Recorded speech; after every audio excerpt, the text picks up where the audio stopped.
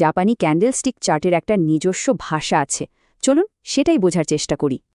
দুটো চার্টে কিন্তু একই ডেটা, কিন্তু দেখুন ক্যান্ডেল চার্টটা দেখতে কত সহজ আর পরিষ্কার।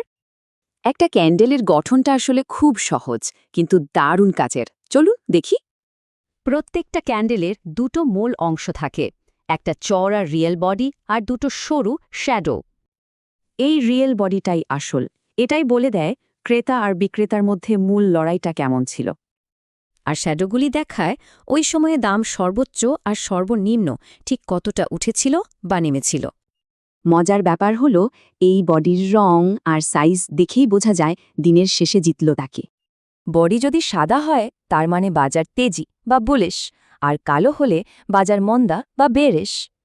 তার মানে লম্বা সাদা ক্যান্ডেল মানে বাজারে কেনার চাপ ছিল অনেক বেশি।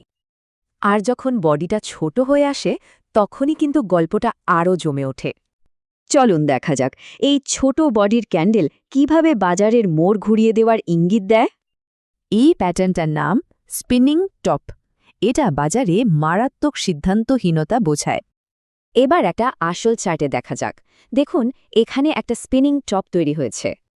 এই স্পিনিং টপটার আগে বাজার কিন্তু লাগাতার নিচের দিকে নামছিল, বিক্রেতারাই নিয়ন্ত্রণে ছিল। কিন্তু ৭ই এপ্রিল একটা স্পিনিং টপ আসায় ক্রেতা বিক্রেতার লড়াইটা হঠাৎ ড্র হয়ে গেল। আর এটাই ছিল প্রথম সিগন্যাল যে বিক্রেতারা নিয়ন্ত্রণ হারাচ্ছে, ট্রেন্ড ঘুরে যেতে পারে।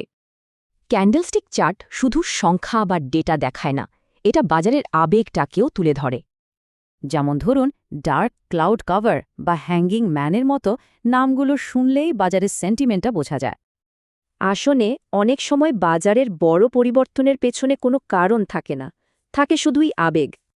তাহলে ভাবার বিষয় হল এই মুহূর্তে চার্ট দেখে বাজারের আবেগটা কী মনে হচ্ছে।